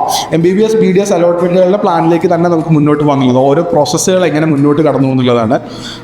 അതിലേക്ക് തന്നെ നമുക്ക് ഫസ്റ്റ് കിടക്കാം കേട്ടോ. ഒന്നാമത്തെ കാര്യം ഓൾ ഇന്ത്യ കോട്ട അലോട്ട്മെൻ്റ് ആണ്. ഫസ്റ്റ് തുടങ്ങുന്ന അലോട്ട്മെൻറ്റ് ഓൾ ഇന്ത്യ കോട്ട അലോട്ട്മെൻ്റ് ആണ്. ഇത് കഴിഞ്ഞതിന് ശേഷം അല്ലെങ്കിൽ ഇതിനോട് പാരലൽ ആയിട്ടാണ് നമ്മുടെ സ്റ്റേറ്റ് കോട്ട അലോട്ട്മെൻറ്റുകൾ, കേരള സ്റ്റേറ്റിൻ്റെ അലോട്ട്മെൻറ്റുകൾ നടക്കുന്നുണ്ടാവും. സെയിം പാരലൽ ആയിട്ട് ഒരുമിച്ച് തന്നെ ഏകദേശം ഒരേ തീയതികളിലായിരിക്കും നടക്കുന്നുണ്ടാവുക. കാരണം നമുക്ക് ഇഷ്ടമുള്ളത് ചൂസ് ചെയ്യാനുള്ള ഒരു അവസരം തരുന്നുണ്ടാവും എന്നുള്ളതാണ്. അപ്പോൾ ഈ 2 അലോട്ട്മെൻറ്റിനും ഇത് സെക്കൻഡായിട്ടേ വരുള്ളൂ. പക്ഷേ 2 അലോട്ട്മെന്റിനും നമുക്ക് 4 റൗണ്ടുകൾ വീതമായിരിക്കും ഉണ്ടാവുന്നുണ്ടാവും. 4 റൗണ്ട്സ് ആയിരിക്കും. 2 അലോട്ട്മെന്റിനും 4 റൗണ്ട് ഉണ്ടാവും. ഓൾ ഇന്ത്യ കോട്ടയുടെ റൗണ്ട് 1 നമുക്കറിയാം, this is all India round 1 എന്നുള്ള റൗണ്ട് 1 നടക്കും. അത് കഴിഞ്ഞാൽ അതിനോടൊപ്പം തന്നെ ഇതിപ്പോൾ ഒരു തീയതിയിൽ നടക്കുകയാണെങ്കിൽ ഇത് കുറച്ച് കഴിഞ്ഞതിന് ശേഷമാണ് കേരളയുടെ റൗണ്ട് 1 നടക്കുക. കുറച്ച് കഴിഞ്ഞെന്ന് പറഞ്ഞാൽ ദാറ്റ് വിൽ ബി ലൈക്ക് ഒരു മാക്സിമം ഒരു വീക്കിൻ്റെ ഡിഫറൻസേ ഉണ്ടാവുള്ളൂ. ഈ ആഴ്ചയിൽ ഓൾ ഇന്ത്യയുടെ റൗണ്ട് 1 ആണെങ്കിൽ തൊട്ടടുത്ത ആഴ്ചയിൽ കേരളയുടെ റൗണ്ട് 1 വരുന്നുണ്ടാവും. അല്ലെങ്കിൽ ഒരു 3-4 ദിവസം കഴിയുമ്പോൾ കേരളയുടെ റൗണ്ട് 1 വരുന്നുണ്ടാവും. അപ്പോൾ ഓൾ ഇന്ത്യ റൗണ്ട് 1 കഴിഞ്ഞാൽ പിന്നെ നടക്കാനുള്ളത് കേരള റൗണ്ട് 1 ആണ്. കേരള റൗണ്ട് 1 കൂടി കഴിഞ്ഞ് കഴിയുമ്പോൾ ഓൾ ഇന്ത്യയുടെ റൗണ്ട് 2 വരും. ഓൾ ഇന്ത്യ റൗണ്ട് 2 വന്നു കഴിഞ്ഞാൽ അടുത്ത വരാനുള്ളത് കേരള റൗണ്ട് 2 ആണ് വരാനുള്ളത്. ഇത് കഴിഞ്ഞ് കഴിഞ്ഞാൽ തൊട്ടടുത്ത് വരാനുള്ളത് ഓൾ ഇന്ത്യ റൗണ്ട് 3 ആണ് വരാനുള്ളത്. അടുത്ത് വരാനുള്ളത് കേരള റൗണ്ട് 3 ആണ് വരാനുള്ളത്. ഇനി വരാനുള്ളത് ഓൾ ഇന്ത്യയുടെ റൗണ്ട് 4 വരാനുണ്ട്. അത് കഴിഞ്ഞാൽ കേരളയുടെ റൗണ്ട് 4 വരും. ഇതോട് കൂടിയിട്ട് നമ്മുടെ സ്ട്രക്ചേർഡ് ആയിട്ടുള്ള അലോട്ട്മെന്റുകൾ കഴിയും. പിന്നെ അലോട്ട്മെന്റുകൾ ഇല്ല. MBBS BDSന്റെ 8 അലോട്ട്മെന്റ്, ഓൾ ഇന്ത്യയിൽ 4 കേരളയിൽ 4 എന്നുള്ള രൂപത്തിൽ സ്ട്രക്ചേർഡ് ആയിട്ടുള്ള തീരും. ഇത് കഴിഞ്ഞിട്ടും വളരെ റെയറായിട്ട് മാത്രം ചിലപ്പോഴൊക്കെ ഏതെങ്കിലും കോളേജുകളിലൊക്കെ സീറ്റുകളൊക്കെ ബാക്കിയുണ്ടാവും. ഉദാഹരണം പറഞ്ഞു കഴിഞ്ഞാൽ നമ്മുടെ ആലപ്പുഴ മെഡിക്കൽ കോളേജിൽ ഒരു കാർ അപകടം ഉണ്ടായതായിട്ട് നിങ്ങൾക്ക് അറിയുന്നുണ്ടായിരുന്നു അല്ലേ? ഫസ്റ്റ് ഇയറിൽ ജോയിൻ ചെയ്ത 5 വിദ്യാർത്ഥികളാണ് അന്ന് അപകടത്തിൽ മരണപ്പെട്ടത്. അത് ഈ അലോട്ട്മെന്റ് നടക്കുന്ന സമയത്ത് തന്നെ ആയിരുന്നത് കൊണ്ട് ആ 3-4 സീറ്റുകൾ വീണ്ടും ഓപ്പൺ ആയിട്ട് വീണ്ടും ഒരു എന്തിലേക്കൊക്കെ സംഭവിക്കാൻ കാര്യം ഒരു അഡീഷണൽ റൗണ്ട് ഓഫ് സ്ട്രേ വേക്കൻസിയിലേക്കൊക്കെ പോകാൻ കാരണമായിട്ടുണ്ടായിരുന്നു. പക്ഷെ അതൊന്നും നമുക്ക് എക്സ്പെക്ട് ചെയ്യാൻ വേണ്ടി പറ്റില്ല. That is a very rare chance. അപ്പോൾ സ്ട്രക്ചേർഡ് ആയിട്ട് നമുക്ക് പറയുന്നത് ഈ 4 ഘട്ട അലോട്ട്മെന്റുകളുണ്ട്. All India round 1, Kerala round 1, all India round 2, Kerala 2, all India 3, Kerala 3, all India 4 and Kerala 4. ഇതാണ് സാധനം ഉണ്ടാവുക. അപ്പോൾ ഈ എല്ലാ സാധനങ്ങളും ഓൺലൈനാണ് കേട്ടോ. എവറി റൗണ്ട്സ് എല്ലാ റൗണ്ടുകളും നടക്കുന്നത് ഓൺലൈനായിട്ടാണ് നടക്കുന്നുണ്ടാവുക. നമുക്കിപ്പോൾ സ്പോട്ട് അലോട്ട്മെന്റ് ഇല്ല. അത് പണ്ടത്തെ കാര്യം. എന്ന് വെച്ചാൽ മാർക്കും പേപ്പറും ഫീസ് എന്നൊക്കെ പറഞ്ഞു കഴിഞ്ഞാൽ 25,000 രൂപയോ 10 ലക്ഷം രൂപയൊക്കെ ഫീസാണെങ്കിൽ 10 ലക്ഷം രൂപയൊക്കെ ബാഗിൽ വെച്ചിട്ട് പോകണം നമ്മൾ. എന്നിട്ട് സ്പോട്ടിൽ ഫീസ് കൊടുത്താൽ അപ്പം അഡ്മിഷൻ കിട്ടും. അത് വെച്ചാൽ അന്ന് അവിടെ എത്ര ആൾക്ക് അഡ്മിഷൻ കൊടുക്കുന്നു, ഒരു ഡേറ്റ് ഇട്ടിട്ട് അവിടെ എത്തുന്ന ആൾക്കാർക്ക് സീറ്റ് കൊടുക്കുന്ന പരിപാടി ഉണ്ടായിരുന്നു. അതിപ്പോൾ ഇല്ല. അപ്പോൾ ഇങ്ങനെയാണ് ഇതിൻ്റെ ഒരു ഓർഡർ നമ്മൾ പറയുകയാണെങ്കിൽ ഏകദേശം ഓർഡർ വരുന്നത് ഇങ്ങനെയായിരിക്കും ഉണ്ടാവുക. നമുക്ക് ആദ്യം നടക്കാനുള്ള സാധനം എന്ന് പറഞ്ഞു കഴിഞ്ഞാൽ ഓൾ ഇന്ത്യ റൗണ്ട് 1 ആണ്. ഓൾ ഇന്ത്യ റൗണ്ട് 1 അലോട്ട്മെന്റ് കഴിഞ്ഞ് കഴിഞ്ഞാൽ ഓൾ ഇന്ത്യ റൗണ്ട് 1 അലോട്ട്മെന്റ് കഴിഞ്ഞ് കഴിഞ്ഞാൽ നേരെ നമുക്ക് കേരള റൗണ്ട് 1 അലോട്ട്മെന്റിലേക്ക് പോകുന്നുണ്ടാവും. കേരള റൗണ്ട് 1 അലോട്ട്മെന്റ് കഴിഞ്ഞ് കഴിയുമ്പോൾ ഓൾ ഇന്ത്യ റൗണ്ട് 2ലേക്ക് പോകും. പിന്നെ കേരള റൗണ്ട് 2, പിന്നെ all India round 3, Kerala round 3, all India round 4 and Kerala round 4 എന്നുള്ള രൂപത്തിലേക്കാണ് ഈ അലോട്ട്മെന്റിന്റെ ഓർഡറുകൾ പോകുന്നുണ്ടാവുക. ഇതിനകത്തൊക്കെ നമുക്ക് കോളേജിൽ ജോയിൻ ചെയ്യാൻ വേണ്ടിയിട്ടൊരു ഡേറ്റ് തരും. നമുക്ക് ഓരോരുത്തർക്കും ജോയിൻ ചെയ്യാൻ വേണ്ടിയിട്ടൊരു ഡേറ്റ് തരും. ആ ഡേറ്റുകൾ മാച്ചിങ് ആയിരിക്കും. ഉദാഹരണത്തിന് പറയുകയാണെങ്കിൽ ഇപ്പോൾ ഓൾ ഇന്ത്യ റൗണ്ട് 1 ഡേറ്റ് തന്നെ നമുക്ക് ഇത് തന്നെ നമുക്ക് എടുത്തു നോക്കാം. ഒരു സാമ്പിളായിട്ട് നമുക്ക് ഈ ഒരു ഡേറ്റ് എടുത്തു നോക്കാൻ വേണ്ടി പറ്റും. ഈ all India round 1 Kerala round 1 ഇപ്പോൾ ജൂലൈയിൽ തുടങ്ങുകയാണ് അലോട്ട്മെന്റ്. ഒരു സാങ്കല്പിക ഡേറ്റ് ആണ്. ഒരു ജൂലൈ 3 നമുക്ക് അലോട്ട്മെന്റിന്റെ റിസൾട്ട് വന്നെന്ന് വിചാരിക്കാം. ഓൾ ഇന്ത്യ റൗണ്ട് 1 ഡേറ്റ് വന്നെന്ന് വിചാരിക്കാം. അവർ നമുക്കൊരു 10 ദിവസമെങ്കിലും സമയം യൂഷ്വലി തരാറുണ്ട്. അവർ ജോയിൻ ചെയ്യാൻ വേണ്ടിയിട്ട് നമ്മൾ പറയും ജൂലൈ 13 ഉള്ളിൽ പോയിട്ട് ജോയിൻ ചെയ്യണം എന്ന് പറയും നമ്മളോട്. എന്നുവെച്ചാൽ അലോട്ട്മെന്റ് കിട്ടി, ആ കിട്ടിയ കോളേജ് താല്പര്യമുള്ള ആൾക്കാർ എന്ത് ചെയ്യണം, ഒരു 10 ദിവസത്തെ ഗ്യാപ്പിൻ്റെ ഉള്ളിൽ കിട്ടിയ കോളേജിൽ പോയിട്ട് റിപ്പോർട്ട് ചെയ്യണം. അപ്പോൾ നമുക്ക് ചിലപ്പോൾ ഡൽഹി എയിംസ് ആയിരിക്കും കിട്ടുന്നുണ്ടാവുക, തമിഴ്നാട്ടിലൊരു കോളേജായിരിക്കും കിട്ടുന്നുണ്ടാവുക. എവിടെയാണെങ്കിലും അവിടെ വരെ ടിക്കറ്റൊക്കെ എടുത്ത് പോകാൻ വേണ്ടിയിട്ടൊരു ഡേറ്റ് തരും. കേരളയുടെ ഡേറ്റ് ഇതുപോലെ തന്നെ കേരള അത് കഴിഞ്ഞ് തൊട്ടുടനെ തന്നെ ഒരു കേരള അലോട്ട്മെന്റ് വരും. കേരള അലോട്ട്മെന്റ് ഇങ്ങനെയാണ്. ജൂലൈ 3 ആണെങ്കിൽ കേരള അലോട്ട്മെന്റ് ചിലപ്പോൾ നമുക്ക് വരുന്നത് ജൂലൈ 10 വരുന്നുണ്ടാവുക. ഒരാഴ്ചയും കൂടി കഴിഞ്ഞിട്ടാണ് വരുന്നുണ്ടാവുക. പക്ഷെ കേരളയുടെ ജോയിനിങ് ഡേറ്റ് ഈ പറയുന്ന ഒരു ജൂലൈ 17 വരെ അല്ലെങ്കിൽ ജൂലൈ 20 വരെയൊക്കെ തരും. അപ്പോൾ ഇവിടെ നോക്കുന്ന സമയത്ത് നമുക്ക് കുറച്ച് ഡേറ്റുകൾ ഓവർലാപ്പിംഗ് ആവും. ജൂലൈ 10 എന്ന് പറയുന്ന ദിവസം ഉണ്ട്, ജൂലൈ 11, ജൂലൈ 12, ജൂലൈ 13. ഇത്രയും ദിവസം ഉണ്ടാവും നമുക്ക് ചിന്തിക്കാൻ വേണ്ടിയിട്ട് ഇതിൽ ഞാൻ കേരള ജോയിൻ ചെയ്യണോ അതോ ഓൾ ഇന്ത്യ ജോയിൻ ചെയ്യണോ എന്ന് ചിന്തിക്കാൻ വേണ്ടിയിട്ടൊരു സമയം കിട്ടും. എപ്പോഴും എല്ലാ അലോട്ട്മെന്റിലും ഇതുപോലെ നടുവിലൊരു ഗ്യാപ്പ് ഉണ്ടാവും. അപ്പോൾ ഓൾ ഇന്ത്യ അലോട്ട്മെന്റ് വന്നു കഴിയുമ്പോൾ നമുക്കൊരു സീറ്റ് കിട്ടും എവിടെയെങ്കിലും. ഇപ്പോൾ കർണാടകത്തിലൊരു സീറ്റ് കിട്ടിയെന്ന് വിചാരിച്ചോ. അപ്പോൾ നമുക്കൊരു പേടിയാണ്, സംശയം വരും. അത് അടുത്ത റൗണ്ടിൽ കേരളത്തിൽ സീറ്റ് കിട്ടിക്കഴിഞ്ഞാൽ ഇതല്ലേ നല്ലത് എന്ന് നമുക്ക് കൺഫ്യൂഷൻ വരുമ്പോൾ നമ്മൾ എന്താ ചെയ്യേണ്ടതെന്ന് വെച്ചാൽ ഇതിൻ്റെ ടുവേർഡ്സ് ഏറ്റവും ലാസ്റ്റ് ഡേറ്റ് എന്ന് പറയുന്നില്ല, തൊട്ട് മുന്നത്തെ ഡേറ്റിൽ ഇതിപ്പോൾ ജൂലൈ 13 എന്നുള്ള ഒരു ഡേറ്റിലാണ് നോക്കിയിട്ടുണ്ടെങ്കിൽ നമ്മൾ വിചാരിക്കാം ജൂലൈ 12 ടിക്കറ്റ് എടുക്കാമെന്ന് വിചാരിക്കാം. നമ്മുടെ ട്രാവലൊക്കെ എന്താക്കുക, തലേ ദിവസം എടുക്കാമെന്നുള്ള കാര്യം നിങ്ങൾ തീരുമാനിച്ച് വെച്ച് കഴിഞ്ഞാൽ നേരത്തെ തന്നെ ടിക്കറ്റ് എടുക്കാമല്ലോ. ഒരു തലേ ദിവസം മുന്നേ 2 ദിവസം മുന്നേ ജോയിൻ ചെയ്യാമെന്ന് വിചാരിക്കാം. അങ്ങനെ വെയിറ്റ് ചെയ്ത് നിൽക്കുമ്പോൾ ആ സമയത്തേക്ക് നമ്മുടെ കേരള ഇത് വരും, അലോട്ട്മെന്റ് കൂടി വരുമ്പോൾ നമുക്ക് തീരുമാനിക്കാം നമ്മൾ കേരളമാണോ എടുക്കേണ്ടത് അതോ ഓൾ ഇന്ത്യ ആണോ നമ്മൾ എടുക്കേണ്ടത് എന്നുള്ള കാര്യം നമുക്ക് കൃത്യമായിട്ട് ഒരു തീരുമാനം എടുക്കാൻ വേണ്ടിയിട്ട് പറ്റുന്നുണ്ടാവും എന്നുള്ളതാണ്. ഇത് എല്ലാ അലോട്ട്മെന്റിനും വരാറുണ്ട്. കഴിഞ്ഞ വർഷത്തെ അലോട്ട്മെന്റ് പ്രോസസ്സ് ഭയങ്കര ഫംഗിലായിരുന്നു. അതിനകത്ത് അലോട്ട്മെന്റ് പ്രോസസ്സിൽ ഇതുപോലെ ഡേറ്റ് ക്ലാഷ് ആക്കിയിട്ടൊന്നും ആരും അലോട്ട്മെന്റ് ആക്കിയിട്ടില്ല. ആദ്യം ഓൾ ഇന്ത്യയുടെ ഷെഡ്യൂൾ വന്നിട്ട് അതനുസരിച്ചിട്ട് മാത്രമാണ് കേരള CE നമുക്ക് ഷെഡ്യൂൾ വന്നത്. സോ അതൊരു വൃത്തി ഉണ്ടായിരുന്നു കഴിഞ്ഞ പ്രാവശ്യമൊക്കെ. ഈ വർഷം നമുക്ക് സെയിം വൃത്തി അവരുടെ ഭാഗത്തുനിന്ന് പ്രതീക്ഷിക്കാം. വേറെ പ്രശ്നങ്ങളോ വേറെ സാധനങ്ങളോ ഒന്നും ഉണ്ടാവില്ല. നമുക്ക് ആലോചിച്ച് തീരുമാനിക്കാനുള്ള വഴികൾ വരുന്നുണ്ടാവും. ഇനി 2 പ്രധാനപ്പെട്ട കാര്യങ്ങളിലേക്കാണ് നമ്മൾ പോകുന്നുണ്ടാവുക. അബൌട്ട് ഓപ്ഷൻ രജിസ്ട്രേഷൻസിനെ പറ്റിയിട്ടാണ് പറയാനുള്ളത്. ഇത് ഈ ഘട്ടത്തിൽ തന്നെ പറയേണ്ട കാര്യങ്ങളാണ്. ഓപ്ഷൻ രജിസ്ട്രേഷൻ്റെ കാര്യത്തിൽ 2 അലോട്ട്മെൻറ്റിൽ, ഒന്നാമത്തെ അലോട്ട്മെൻറ്റ് ഓൾ ഇന്ത്യ കോട്ട അലോട്ട്മെൻ്റ് ആണ്. ഓൾ ഇന്ത്യ കോട്ടയുടെ എല്ലാ റൗണ്ടിലും എന്ന് പറഞ്ഞാൽ all India round 1, all India round 2, all India round 3 and all India round 4 എല്ലാ റൗണ്ട് അലോട്ട്മെൻറ്റിലും നമുക്ക് ഫ്രഷ് ആയിട്ട് രജിസ്റ്റർ ചെയ്യാൻ വേണ്ടി പറ്റും. ഫ്രഷ് രജിസ്ട്രേഷൻ, അതുപോലെ തന്നെ ന്യൂ ഓപ്ഷൻസ് ആഡ് ചെയ്യാനും പറ്റും. ന്യൂ ഓപ്ഷൻസ് ആഡ് ചെയ്യാനും നമുക്ക് പറ്റുന്നുണ്ടായിരുന്നു എല്ലാ റൗണ്ടിലും. ഓൾ ഇന്ത്യ റൗണ്ട് 1 ഇപ്പോൾ ഓൾ ഇന്ത്യ റൗണ്ട് 1 നമ്മൾ കേരള കോളേജസ് മാത്രമേ വെച്ചുള്ളൂ, അല്ലെങ്കിൽ എയിംസ് മാത്രമേ വെച്ചുള്ളൂ എന്ന് വിചാരിച്ചോ. ഓൾ ഇന്ത്യ റൗണ്ട് 2 എത്തുമ്പോൾ കൂടുതൽ ഓപ്ഷൻസ് വെക്കാം. അങ്ങനെ റൗണ്ട് 3 ഇനി ഓപ്ഷൻസ് വെക്കാം, റൗണ്ട് 4 ഇനി ഓപ്ഷൻസ് വെക്കാം. ഉള്ള അവസരം ഉണ്ട്. ഓൾ ഇന്ത്യ അലോട്ട്മെന്റിൽ എല്ലാ റൗണ്ടിലും ഓപ്ഷൻസ് രജിസ്റ്റർ ചെയ്യാൻ വേണ്ടി വരും. ഇനിയിപ്പോൾ ഓൾ ഇന്ത്യ റൗണ്ട് 1 കുട്ടി രജിസ്റ്റർ ചെയ്തില്ല എന്ന് വിചാരിച്ചോ, ആ കുട്ടിക്ക് റൗണ്ട് 2 റൗണ്ട് 3 റൗണ്ട് 4 ആയിട്ട് പുതുതായിട്ട് രജിസ്റ്റർ ചെയ്യാനുള്ള ഓപ്ഷൻ ഉണ്ടാവും. ഫീസ് അടച്ചാൽ മതി. ഓരോ ആൾക്കാർക്കും കാറ്റഗറി അനുസരിച്ച് 10,000 രൂപയാണ് ഫീസ് വരുന്നുണ്ടാവുക. ജനറലിൽ OBC 5,000 രൂപ, SC/ST 500 രൂപ, 1000 രൂപ, അങ്ങനത്തെ രൂപത്തിലാണ് ഫീസ് ഉണ്ടാവുക. ആ ഫീസ് അടച്ചിട്ട് ഏത് സ്റ്റേജിൽ വേണമെങ്കിലും എന്ത് ചെയ്യാൻ വേണ്ടി പറ്റും, രജിസ്റ്റർ ചെയ്യാൻ വേണ്ടിയിട്ടുള്ള അവസരമുണ്ട്. ഇനി തിരിച്ച് നമ്മൾ കേരള അലോട്ട്മെന്റിലേക്ക് വരുന്ന സമയത്ത് അവിടെയാണ് ഈ 2 അലോട്ട്മെന്റ് പ്രോസസ്സുകൾ തമ്മിലുള്ള മേജർ ഡിഫറൻസ്. കേരള കോട്ട അലോട്ട്മെന്റ് വരുന്ന സമയത്ത് ഇവിടെയും 4 റൗണ്ട് ഉണ്ട്. Kerala round 1, Kerala round 2, Kerala round 3 and Kerala round 4. ഇതിനകത്ത് ഇവിടെ മാത്രമാണ് രജിസ്ട്രേഷൻ പോസിബിലിറ്റി ഉള്ളൂ. ഈ വർഷം കുറച്ച് സീറ്റ് കൂടും എന്നൊക്കെ പറയുന്നത് കേൾക്കുന്നുണ്ട്. വാസ്തവം സീറ്റ് മെട്രിക്സ് വന്നാൽ മാത്രമേ അറിയുള്ളൂ, അല്ലാതെ എനിക്കറിയില്ല. അവർ പബ്ലിഷ് ചെയ്ത് തരുന്ന ഡേറ്റകൾ മാത്രമേ ഉള്ളൂ. ഉള്ളിക്കൂടിയുള്ള ന്യൂസുകൾ എന്നൊക്കെ പറഞ്ഞ റൂമറുകൾ ആയിട്ട് പലതും സീറ്റ് കൂടുന്നൊക്കെ പറയുന്നുണ്ട്. നമുക്കറിയില്ല, പക്ഷേ ഇത് സാധനങ്ങൾ ഉണ്ടാവുക. അപ്പോൾ ഇത് സീറ്റുകൾ ഈ ഒരു റേഞ്ചിലാണ് വരുന്നുണ്ടാവുക. അപ്പോൾ 1ാം റൗണ്ട് നടക്കുമ്പോൾ അലോട്ട്മെന്റ് തുടങ്ങി ഒരു 3 ആഴ്ച കൊണ്ട് കോളേജിൽ പോകാനും ജോയിൻ ചെയ്യാനൊക്കെ പറ്റുന്നുണ്ടാവുക ഒരു 6,000 അടിയിലേക്കുള്ള ആൾക്കാർ വിചാരിച്ചാൽ മതി. ഇപ്പോൾ ഉദാഹരണത്തിന് ഡൽഹി എയിംസിൽ മിക്കവാറും ജൂലൈ തീരണതിന് മുന്നേ തന്നെ ക്ലാസ് തുടങ്ങും. ഫസ്റ്റ് റൗണ്ട് അലോട്ട്മെന്റ് തന്നെ ഡൽഹി എയിംസ് ഫില്ലാവും. അവർക്ക് ക്ലാസ് തുടങ്ങും. അവിടെ അവരുടെ മറ്റേ വൈറ്റ് കോട്ട് സെറമണിയും സ്റ്റെപ്പ് സെറമണിയും അതിൻ്റെ വീഡിയോയും പിള്ളേർ അവിടെ പോയിട്ട് വെറുപ്പിക്കുന്ന റീലൊക്കെ ഇടും, എല്ലാവരും ഇടും. എന്നിട്ട് ഇൻസ്റ്റിറ്റ്യൂട്ടുകളും ഇടും. ഇപ്പോൾ നമ്മുടെ കൂട്ടത്തിൽ നിന്ന് ഇപ്പോൾ ആരെങ്കിലും ഒരാൾ ഡൽഹി എയിംസിൽ പോയിട്ടുണ്ടെങ്കിൽ നമ്മൾ തന്നെ പബ്ലിഷ് ചെയ്യും, ആ ചെക്കൻ ഡൽഹി എയിംസിലെത്തി, നല്ല മാർക്ക് സാറുകൾ. അപ്പോൾ നമ്മൾ പണ്ടാറ് എനിക്ക് കിട്ടിയില്ലല്ലോ. അടുത്ത റൗണ്ട് 2 വരുമ്പോൾ കോഴിക്കോട് മെഡിക്കൽ കോളേജിൽ ക്ലാസ് തുടങ്ങും, ട്രിവാൻഡ്രം മെഡിക്കൽ കോളേജിൽ ക്ലാസ് തുടങ്ങും, കോട്ടയത്ത് ക്ലാസ് തുടങ്ങും. ആ സമയത്ത് നമ്മളിങ്ങനെ എനിക്ക് കിട്ടിയില്ലല്ലോ. 3ാമത്തെ റൗണ്ടിലും വരും, 4ാമത്തെ റൗണ്ടിലും വരും. ഓർക്കുക, നിങ്ങളുടെ റാങ്ക് ഇതാണെങ്കിൽ നിങ്ങൾക്ക് സീറ്റ് ഉണ്ട്, നിങ്ങൾക്ക് സീറ്റ് തരാതെ പോവില്ല. പക്ഷേ സമയമെടുക്കും. അപ്പോൾ എന്ത് വേണം? ക്ഷമ വേണം, ആലോചിച്ചിരിക്കുക എന്നുള്ളതാണ് കാര്യം. ഇനി അലോട്ട്മെൻറ്റിൻ്റെ കാര്യങ്ങളിലേക്ക് വരികയാണെങ്കിൽ മറ്റു കാര്യങ്ങൾ ഇപ്പോൾ ഏകദേശ ധാരണ, ടൈം ലൈന്, റൗണ്ടുകൾ, ഇതിനെ പറ്റിയിട്ടൊക്കെ നമ്മൾ സംസാരിച്ച് കഴിഞ്ഞു. അലോട്ട്മെൻറ്റിൻ്റെ മറ്റ് കാര്യങ്ങളിലേക്ക് പോകണമെങ്കിൽ ഇത് പ്രധാനപ്പെട്ട കാര്യമാണ്. കേരള ഓപ്ഷൻ കൊടുക്കുന്ന സമയത്ത് ഓപ്ഷൻസ് നോക്കുക എന്നുള്ള കാര്യം. ഓരോ അലോട്ട്മെൻറ്റിൻ്റെ സമയത്തും ഓഫ്ലൈനായിട്ട് ഇങ്ങനെ നമുക്ക് കൂടാൻ വേണ്ടി പറ്റിയില്ലെങ്കിലും ഓൺലൈനായിട്ട് നമ്മൾ ഡീറ്റെയിൽ ആയിട്ട് പറയാം. ഓരോ രജിസ്ട്രേഷൻ വരുന്ന സമയത്ത് നിങ്ങൾ നോക്കേണ്ട കാര്യങ്ങളൊക്കെ കണക്റ്റഡ് ആയിട്ടിരിക്കാവുന്നൊരു കാര്യമുണ്ട്. ഭയങ്കര ഇമ്പോർട്ടൻ്റ് ആയിട്ട് കേട്ടോ, സ്റ്റേ കണക്റ്റഡ്. ഇത് സംബന്ധിച്ചിട്ട് എനിക്കൊരു കഥയുണ്ട്. അത് നമ്മുടെ കഴിഞ്ഞ വർഷം തൃശ്ശൂരിൽ ജോയിൻ ചെയ്ത റയാൻ എന്ന് പറഞ്ഞ സ്റ്റുഡൻ്റ് ഉണ്ടായിരുന്നു. റയാൻ അറക്കൽ, കണ്ണൂരിലെ അറക്കൽ രാജാവാ. അവിടുത്തെ ഇപ്പോഴത്തെ യുവരാജാവ് അവനാണെന്നാണ് അവൻ പറയുന്നത്. അറക്കൽ കുടുംബത്തിലുള്ളവനാണ്. അപ്പോൾ റയാൻ ഡോപ്പയിൽ റിപ്പീറ്റ് ചെയ്ത 2ാമത്തെ വട്ടം റിപ്പീറ്റ് ചെയ്തപ്പോഴാണ് അവൻ തൃശ്ശൂരിൽ അഡ്മിഷൻ കിട്ടിയത്. ഫസ്റ്റ് അവൻ അഡ്മിഷൻ എടുത്തിട്ട് ഫസ്റ്റ് അവൻ ജോയിൻ ചെയ്തിട്ട് പക്ഷേ നല്ല റാങ്ക് ഉണ്ടായിരുന്നു, നല്ല മാർക്ക് ഉണ്ടായിരുന്നു. അന്ന് 610 കട്ട് ഓഫ്. അവൻ്റെ മാർക്ക് 590 മറ്റോ ആയിരുന്നു, 580 590 ആയിരുന്നു ആളുടെ മാർക്ക്. എന്ന് പറഞ്ഞാൽ ഗവൺമെൻറ് കിട്ടൂല എന്ന് ഏകദേശം ഉറപ്പായിരുന്നു. നീറ്റ് എക്സാം കഴിഞ്ഞത് മുതൽ ആശാൻ ഫോൺ ഓഫാക്കി വെച്ചിട്ടിരിക്കുന്നു. നമ്മൾ വിളിച്ചു നോക്കി, കോർഡിനേറ്റേഴ്സ് വിളിച്ചു നോക്കി, വാർഡൻസ് നോക്കി, ഇവനെ കിട്ടാത്ത പറഞ്ഞാൽ കൂട്ടുകാരോട് ചോദിച്ചു അവൻ എവിടെയാണെന്നുള്ള കാര്യം. ആർക്കും ഇവൻ എവിടെയാണെന്ന് ഒരു ധാരണയില്ല.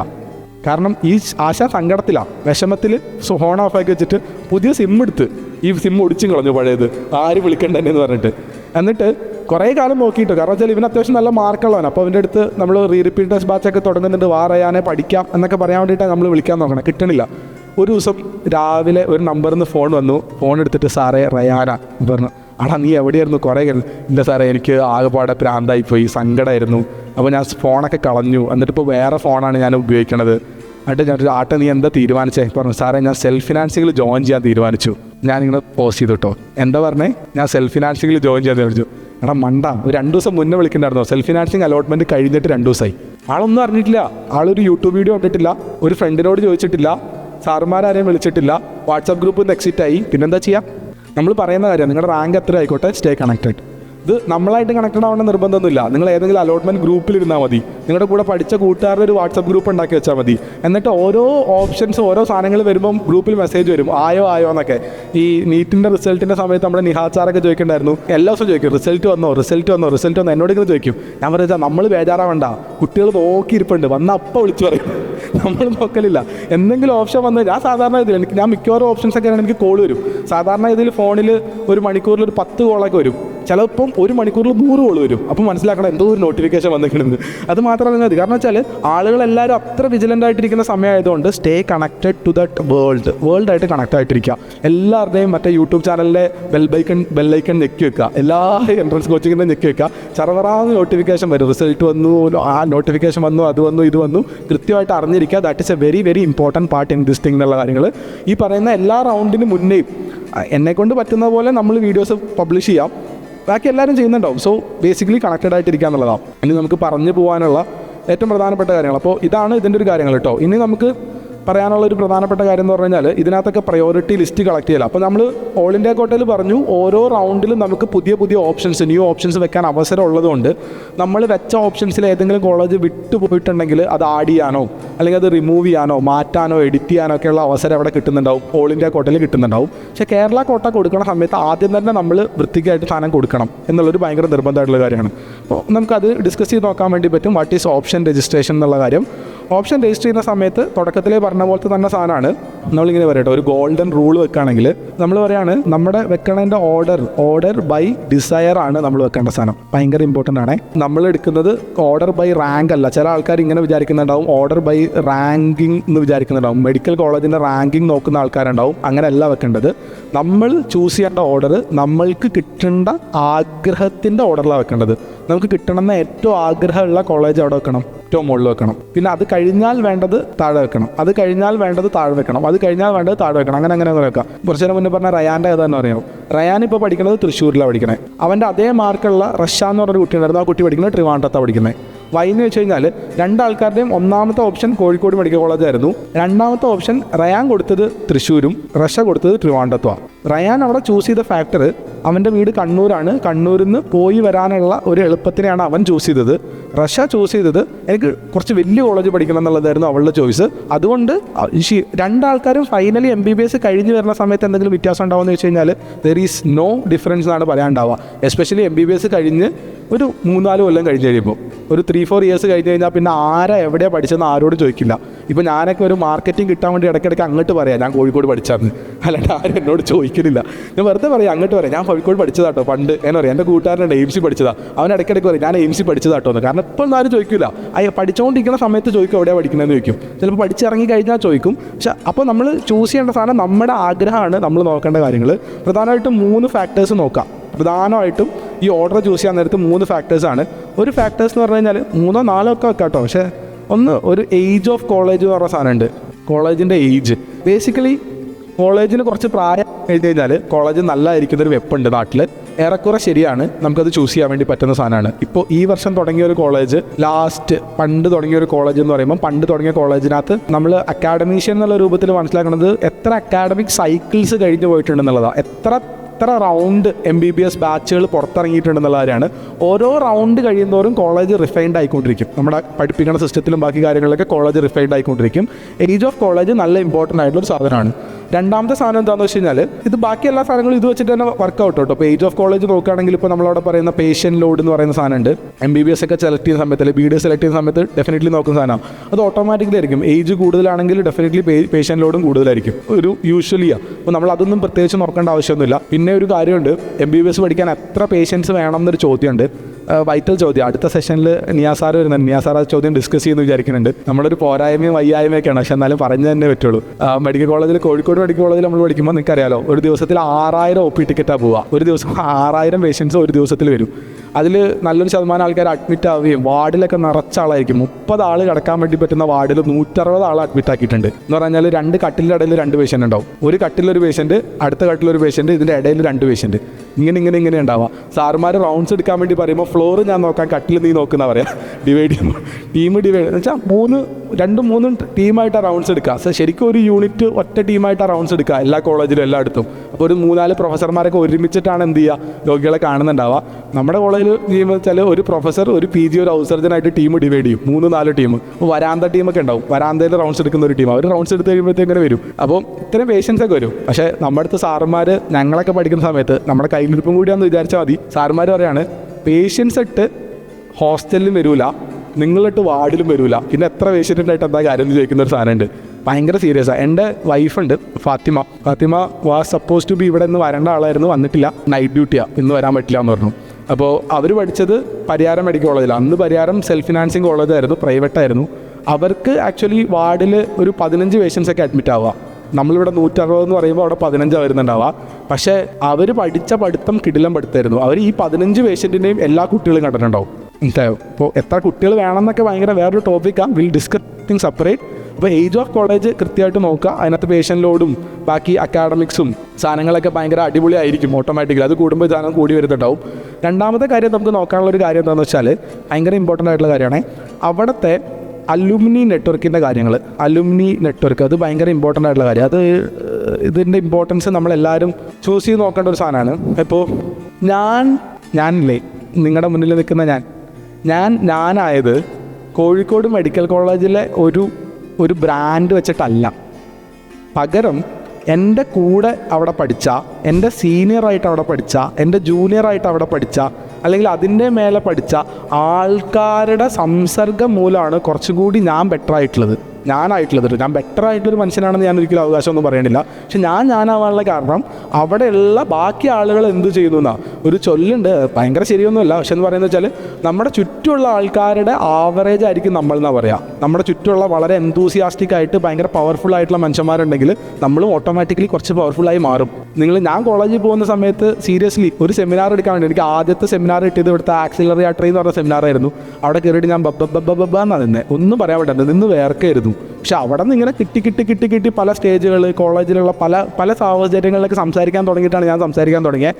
സോ അവിടുത്തെ അലുമിനി നെറ്റ്വർക്ക് എന്ന് പറയുന്ന സാധനം ഭയങ്കര ഇമ്പോർട്ടൻ്റ് ആണ്. ഓട്ടോമാറ്റിക്കലി ഇത് ഇങ്ങോട്ടേക്ക് പോകുന്നുണ്ടാവും. പിന്നെ നമുക്ക് നോക്കാൻ വേണ്ടി പറ്റുന്ന കാര്യം എന്ന് പറഞ്ഞാൽ നമ്മുടെ പേഴ്സണൽ പ്രിഫറൻസുകളാണ്. തീർച്ചയായിട്ടും ഈ സാധനങ്ങളും കൂടി നമ്മൾ നോക്കാം. പേഴ്സണൽ പ്രിഫറൻസുകൾ നോക്കുന്ന സമയത്ത് പല ആൾക്കാർക്കും പല സാധനങ്ങളാണ് കേട്ടോ.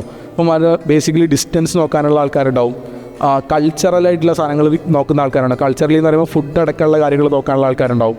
ഇങ്ങനത്തെ പല കാര്യങ്ങളുണ്ട്. ഈ സാധനങ്ങളൊക്കെ നോക്കാൻ വേണ്ടി പറ്റുകയാണെങ്കിൽ ചൂസ് ദാറ്റ് ഓൾസോ എന്നുള്ളത് ഭയങ്കര ഇമ്പോർട്ടൻ്റ് ആയിട്ടുള്ള കാര്യമാണ്. സോ ഇങ്ങനത്തെ കാര്യങ്ങളൊക്കെ നോക്കിയതിന് ശേഷം മാത്രമാണ് നമ്മൾ എന്ത് ചെയ്യുന്നുണ്ടാവുക, നമ്മളുടെ ഓർഡർ നമ്മൾ തിരഞ്ഞെടുക്കേണ്ടാവുക എന്നുള്ള പറയാം. നമ്മളിങ്ങനെ തുറക്കുന്ന സമയത്ത് ഇതിനകത്തുള്ള എല്ലാ കോളേജുകളും എന്തിൻ്റെ ഓർഡറിലാണ് കൊടുത്തിട്ടുള്ളതെന്ന് വെച്ചാൽ ലാസ്റ്റ് റാങ്കിൻ്റെ ഓർഡറിലാണ് കൊടുത്തിട്ടുള്ളത്. ജനറലിലുള്ള കുട്ടികളുടെ സ്ഥാനത്തിലാണ്.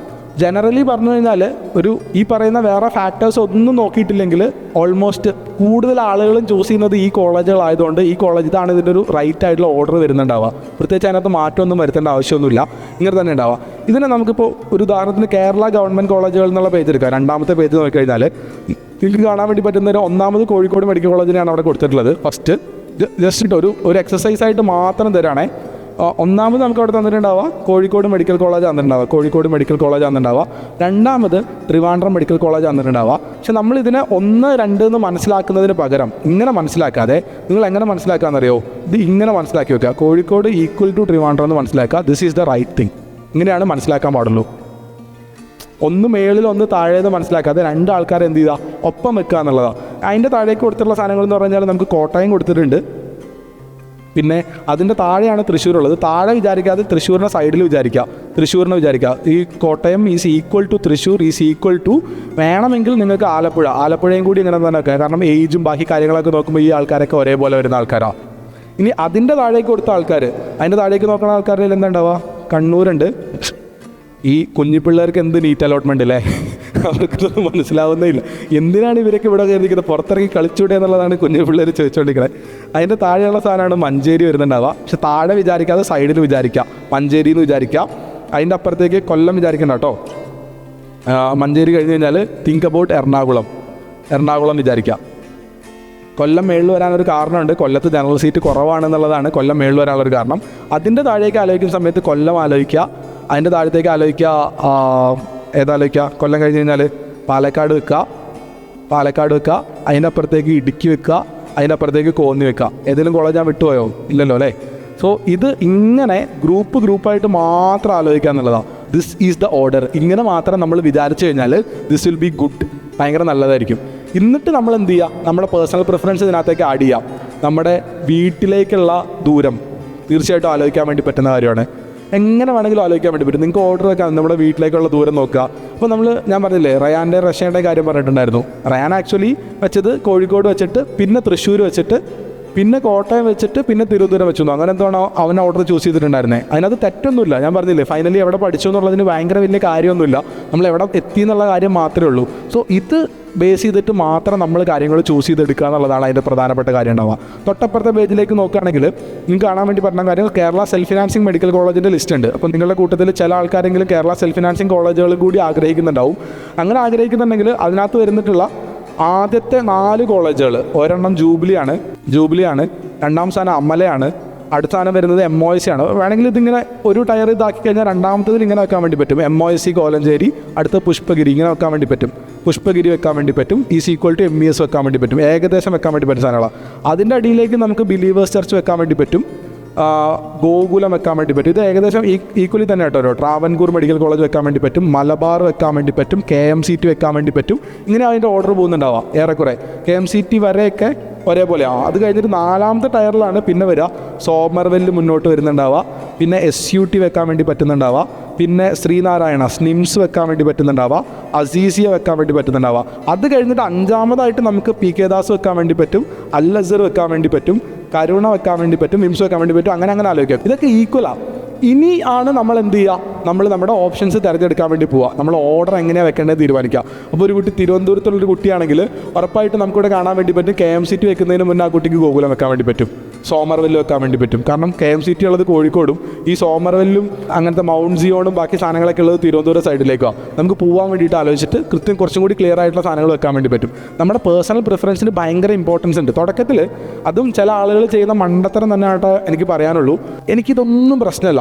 അക്കാഡമിക്സ് നന്നായാൽ മാത്രം മതി. ഏത് പാതാളത്തിൽ പോയി പഠിക്കാനും ഞാൻ തയ്യാറാണ്. അങ്ങനെ ഒരു ആറ്റിറ്റ്യൂഡ് നിങ്ങൾക്കില്ലേ? ഞാൻ കണ്ടിട്ടുണ്ട്. എവിടെ പോയാലും കുഴപ്പമില്ല, എനിക്ക് അക്കാഡമിക്സ് നന്നായാൽ മാത്രം മതി. മണ്ടത്തരാണ്. വീട്ടിൽ വരാനുള്ള സൗകര്യം കൂടി നോക്കണം. ഞാൻ അനുഭവിച്ചിട്ടുണ്ട് കേട്ടോ. ഞാൻ നല്ല അനുഭവിച്ചിട്ടുണ്ട്. എൻ്റെ വീട് എറണാകുളത്തും ഞാൻ കോഴിക്കോടാണ് പഠിച്ചത്. ഞാനിങ്ങനെ കുറേ പ്രാവശ്യം വീട്ടിൽ പോകണമല്ലോ എന്ന് ഓർത്ത് കഷ്ടപ്പെട്ടൊക്കെ പോയിട്ടുണ്ട്. എസ്പെഷ്യലി നമുക്ക് വലിയ താല്പര്യമില്ലാത്ത ബന്ധുക്കളുടെ കല്യാണം. എന്താ ചെയ്യുക? നമുക്ക് വലിയ താല്പര്യം, എനിക്ക് വീട്ടുകാർക്ക് നല്ല താല്പര്യമുണ്ട്, എനിക്ക് വലിയ താല്പര്യമില്ല. ഞാൻ എന്താ ചെയ്യുക? കഷ്ടപ്പെട്ട് പോകേണ്ടി വരും. പോക്കും വരവൊക്കെ നല്ല ഇടങ്ങേറായി. ഇത് ഭയങ്കര ഇതാണ്. ഞാൻ വെറുതെ പറയാം. ചില മരണങ്ങൾ, അല്ലെങ്കിൽ ചില രോഗാവസ്ഥകൾ, ചില കല്യാണങ്ങൾ, അല്ലെങ്കിൽ നമ്മുടെ തന്നെ പേഴ്സണലിയുള്ള ചില ആവശ്യങ്ങൾ. ഇപ്പോൾ എനിക്ക് ചിക്കൻ ബോക്സ് വന്നിട്ടുണ്ടായിരുന്നു. ഐ ഗോട്ട് ചിക്കൻ ബോക്സ് കോളേജിൽ വെച്ചിട്ട്. ഞാൻ ഈ ചിക്കൻ ബോക്സ് പിടിച്ചിട്ട് ട്രാവൽ ചെയ്യേണ്ട അവിടെ വരെ നല്ല ഇടങ്ങേറാ, പാടാ. അപ്പോൾ നമ്മൾ പറയണമെന്ന് വെച്ചാൽ അക്കാഡമിക്സ് എല്ലാ സ്ഥലത്തും ഏകദേശം ഈക്വലാണ്. അക്കാഡമിക്സിനെ പറ്റിയിട്ടൊക്കെ പറയുന്ന സമയത്ത് വ്യത്യസ്തങ്ങളായിട്ടുള്ള നീറ്റ് കോച്ചിങ് സെൻറ്ററുകളിൽ പഠിച്ചിട്ടുള്ള ആൾക്കാരാണ് നിങ്ങളെല്ലാവരും. I know that. മെജോറിറ്റി ആൾക്കാർ ഡോപ്പേ പഠിച്ച ആൾക്കാരാണ്. നിങ്ങളൊന്ന് പറയുമോ, നിങ്ങൾക്ക് കിട്ടിയ റാങ്ക് കോച്ചിങ് സെൻറ്റർ കാരണമാണോ നിങ്ങൾ കാരണമാണോ കിട്ടിയെന്നുള്ള കാര്യം? കോച്ചിങ് സെൻറ്ററിന് ഒരു റോളുണ്ട് ഡെഫിനറ്റ്ലി. അതിപ്പോൾ ഈ റിഷാദ് മുന്നേ 6ാം റാങ്ക് ഇതാ നിൽക്കുന്നത്. അവൻ 6ാം റാങ്ക് ഞാൻ ഉണ്ടാക്കി കൊടുത്തല്ല. എനിക്ക് ചെയ്യാൻ വേണ്ടി പറ്റുന്ന കാര്യം അവന് ക്ലാസ് ഇട്ട് കൊടുക്കുക, ടൈം ടേബിൾ വെച്ച് കൊടുക്കുക, എക്സാം നടത്തി കൊടുക്കുക, റിസൾട്ട് ഇട്ട് കൊടുക്കുക, ഇടയ്ക്ക് എന്തെങ്കിലും ഗൈഡൻസ് ചെയ്ത് കൊടുക്കുക. അതിനപ്പുറത്തേക്ക് നമ്മൾ എന്താ ചെയ്യാൻ വേണ്ടി പറ്റുക?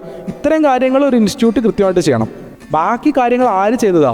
നിങ്ങൾ ചെയ്തതാ. ഞാനെപ്പോഴും പറയാറുണ്ട്, ചുരുങ്ങിയത് അല്ലെങ്കിൽ പരമാവധി ഒരു ഇൻസ്റ്റിറ്റ്യൂട്ടിന് സഹായിക്കാൻ വേണ്ടി പറ്റുന്നത് 30% ഒരു വ്യക്തിയുടെ കാര്യങ്ങളിലേക്ക് സൂചിപ്പിക്കാൻ വേണ്ടി പറ്റുന്നത്. ബാക്കി 70% നിങ്ങൾ, അത് പരമാവധിയാണ്. ഇനി ഇൻസ്റ്റിറ്റ്യൂട്ട് 30 ചെയ്തില്ല, ഇൻസ്റ്റിറ്റ്യൂട്ട് 20 ചെയ്തിട്ടുള്ളെങ്കിൽ ബാക്കി 80 നമ്മൾ ചെയ്യണം. ഇൻസ്റ്റിറ്റ്യൂട്ട് 10 ചെയ്തിട്ടുള്ളെങ്കിൽ 90 നമ്മൾ തന്നെ ചെയ്യണം. അങ്ങനെ തന്നെയല്ലേ പോകണ്ടാവുക. Same happens to the medical college also. Kozhikode medical കോളേജിൽ, to be very honest, Kozhikode medical കോളേജിൽ എൻ്റെ കൂടെ ജോയിൻ ചെയ്ത, അന്ന് കേരളത്തിൽ 500-ന്റെ അടിയിൽ 400-ന്റെ അടിയിൽ റാങ്ക് മേടിച്ച് എൻ്റെ കൂടെ ജോയിൻ ചെയ്ത ആൾക്കാരിൽ 2-3 പേര് ഇതുവരെ പാസ്സായിട്ടില്ല. 10 കൊല്ലം കൊണ്ട് പാസ്സാവണം എന്നുള്ള റൂൾ വന്നത് 4 കൊല്ലം മുന്നേ. അതിന് മുന്നേ അങ്ങനെ റൂളൊന്നുമില്ല. കാലാകാലം വേണേൽ പഠിക്കാം. ഇപ്പോൾ 10 കൊല്ലം കൊണ്ട് പാസ്സായില്ലെങ്കിൽ ഔട്ടാവും. 4 കൊല്ലം തോക്കാനുള്ള ഓപ്ഷനേ നമുക്കുള്ളൂ. 4 ഇയർ ഫെയിൽ ആയി കഴിഞ്ഞാൽ നമ്മൾ ഔട്ടാക്കും, ഡിസ്മിസ് ചെയ്യും കോളേജിൽ നിന്ന്. പിന്നെ നമുക്ക് TC ഒക്കെ തന്നുവിടും, അടുത്ത കോഴ്സ് പഠിക്കാൻ വേണ്ടി പോകാൻ വേണ്ടി പറ്റും. പണ്ട് ആ റൂൾ ഉണ്ടായിരുന്നില്ല. എൻ്റെ കൂടെ പഠിച്ച ആൾക്കാരിൽ. അപ്പോൾ കോഴിക്കോട് മെഡിക്കൽ കോളേജിൽ പോയാൽ എല്ലാവരും പാസ്സാവുമോ? Academics system മോശമാണോ? അങ്ങനെയല്ല. ഇത് നമ്മുടെ കാര്യങ്ങളാണ്. പിന്നെ ഒരു കാര്യം കൂടി, പേഷ്യൻ്റ് ലോഡിൻ്റെ കാര്യം പറഞ്ഞു. പേഷ്യൻസിൻ്റെ അടുത്തു നിന്നാണോ നമ്മൾ മൊത്തം പഠിക്കുന്നത്? അല്ല.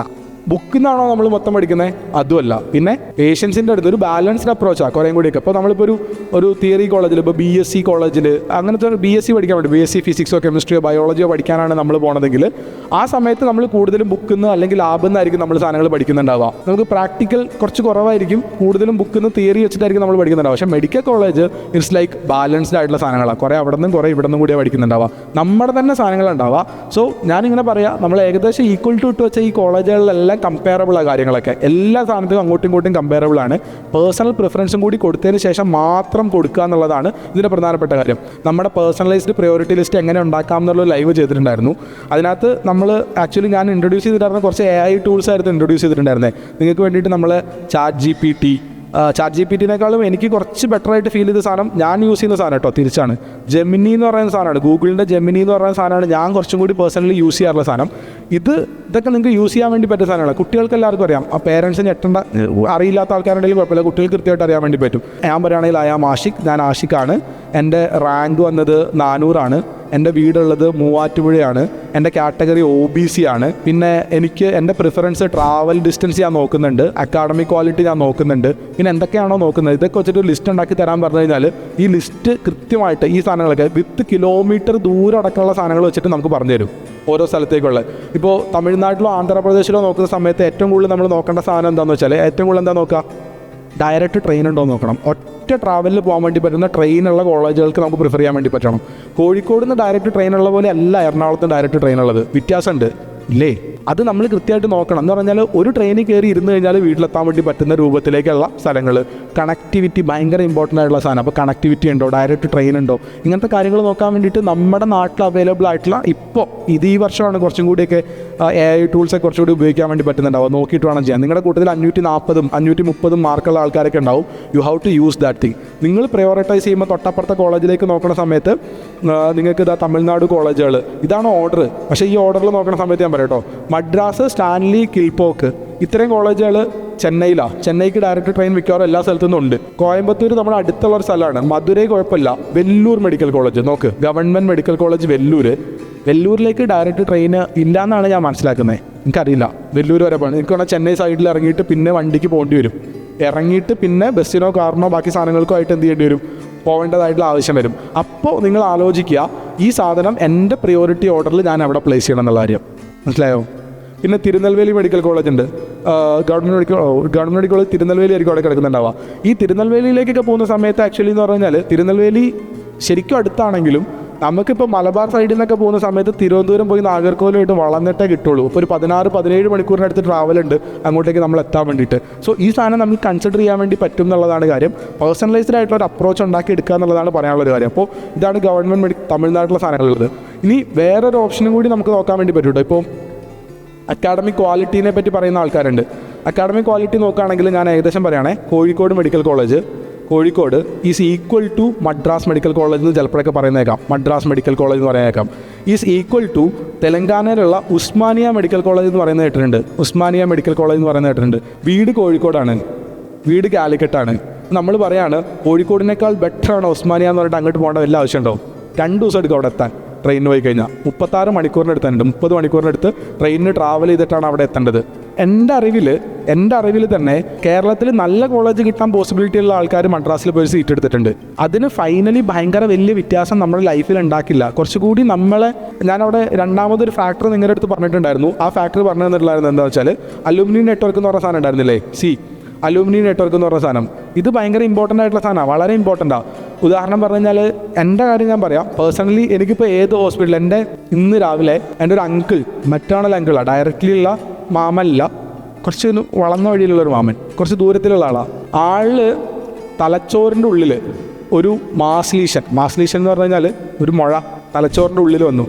ആൾക്ക് മിനിഞ്ഞാന്ന് സ്ട്രോക്ക് അടിച്ചു. 2 ദിവസം 3 ദിവസം മുന്നേ സ്ട്രോക്ക് വന്നു. അപ്പോൾ ഇനീഷ്യലി വി തോട്ടിലേക്ക് സാധാരണ സ്ട്രോക്ക് ആണെന്നുള്ള കാര്യം. അവിടെ പോയിട്ട് സ്കാൻ ചെയ്ത് നോക്കുന്ന സമയത്ത് സ്ട്രോക്ക് ആവാനുള്ള കാരണം എന്താണെന്ന് വെച്ചാൽ, മിനിഞ്ഞാന്ന് സ്ട്രോക്ക് വന്ന് സ്കാൻ എടുത്ത് നോക്കുന്ന സമയത്ത് ആളുടെ തലച്ചോറിൻ്റെ ഉള്ളിലൊരു മുഴയുണ്ട്, മുഴ, വി ഡോണ്ട് നോ വാട്ട് മുഴ. അപ്പോൾ അവർ പറഞ്ഞു CTയിൽ അത് കണ്ടുള്ളൂ, MRI വേണം ഡീറ്റെയിൽ ആയിട്ട് കാണാൻ വേണ്ടി. MRI എടുത്ത് നോക്കുന്ന സമയത്ത് 2 പോസിബിലിറ്റിയാണ്. ഒന്ന്, അത് ക്യാൻസറാണ്. രണ്ടാമത്തത് അത് TB പോലത്തെ എന്തോ ഒരു അസുഖമാണ്, ഇൻഫെക്ഷൻ കാരണം ഉണ്ടായിട്ടുള്ള മുഴയാണ്.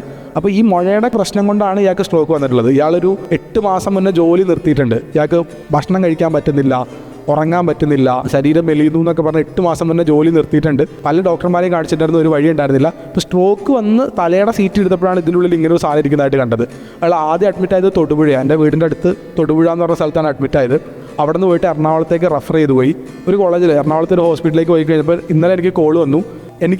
അപ്പോൾ എനിക്ക് ആ ഹോസ്പിറ്റലിലുള്ള ആരെയും അറിയില്ല. പക്ഷേ ഞാൻ എൻ്റെ ബാച്ച് ഗ്രൂപ്പിൽ ചോദിക്കുക ചെയ്തേ, എടാ ഇന്ന കോളേജിലേക്ക് എങ്ങനെ കണക്ട് ചെയ്യാൻ വേണ്ടി പറ്റുക. അപ്പോൾ എൻ്റെ അടുത്ത് പറഞ്ഞു വെച്ചാൽ നമ്മുടെ ഒരു ബാച്ച്മേറ്റ് അവിടെ വേറൊരു ഡിപ്പാർട്ട്മെൻറ്റിൽ ഫാമിലി മെഡിസിനിൽ വർക്ക് ചെയ്യുന്നുണ്ട്. അവനെ വിളിച്ചപ്പം പറഞ്ഞു ഈ ന്യൂറോ സർജറി ഡിപ്പാർട്ട്മെൻറ്റിൽ നമ്മുടെ ഒരു സീനിയർ വർക്ക് ചെയ്യുന്നുണ്ട്. നേരെ മൂപ്പർ നമ്പർ വന്നു, വിളിച്ചു, കാര്യങ്ങൾ സംസാരിച്ചു, കാര്യങ്ങൾ ചെയ്യാൻ വേണ്ടി പറ്റും. എൻ്റെ പ്രിഫറൻസ് എന്താണെന്നറിയോ, ഞാൻ ഈ നാട്ടിൽ ജീവിക്കണം എന്ന് വിശ്വസിക്കുന്ന ആളാണ്. എനിക്ക് എന്ത് ജോലി കിട്ടിക്കഴിഞ്ഞാലും എങ്ങോട്ട് പോകുകയാണെങ്കിലും ഞാൻ ഈ നാട്ടിലെ ജീവിക്കുക, ഞാൻ പണിയെടുക്കണമെങ്കിൽ ഇവിടെ പണിയെടുക്കണുള്ളൂ എന്നല്ല ചെറുപ്പത്തിൽ തീരുമാനിച്ചതാണ്. എൻ്റെ പേഴ്സണൽ കാര്യം പറയാം. അങ്ങനെ നിൽക്കുന്ന എനിക്ക് വേണ്ടത് ഈ നാട്ടിലുള്ള ഒരു അലുമിനി നെറ്റ്വർക്ക് എനിക്ക് ആവശ്യമുള്ളത്. ഞാനിവിടെ അക്കാഡമിക് ക്വാളിറ്റി നോക്കിയിട്ട് മദ്രാസ് മെഡിക്കൽ കോളേജിൽ പോയി പഠിച്ചു കഴിഞ്ഞാൽ എനിക്ക് ഈ നാട്ടിലുള്ള എൻ്റെ ഭാവി പദ്ധതിയായിട്ടുള്ള എൻ്റെ ഈ നാട്ടിലെ ജീവിതം എന്ന് പറയുന്ന ഫാക്ടർ ചിലപ്പോൾ കുറച്ചുകൂടി ബുദ്ധിമുട്ടാവുകയുള്ളൂ. എല്ലാം കമ്പയറബിളാണ്. Kozhikode medical college and Madras medical college comparable ആണ് എന്ന് പറഞ്ഞിട്ട് ഞാൻ മദ്രാസിൽ പോകേണ്ട ആവശ്യമില്ല എന്നാണ് പറയാം.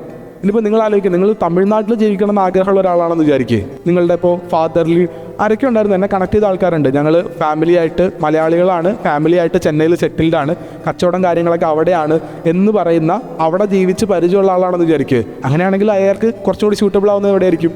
മദ്രാസ് ആയിരിക്കും ഡെഫിനറ്റ്ലി.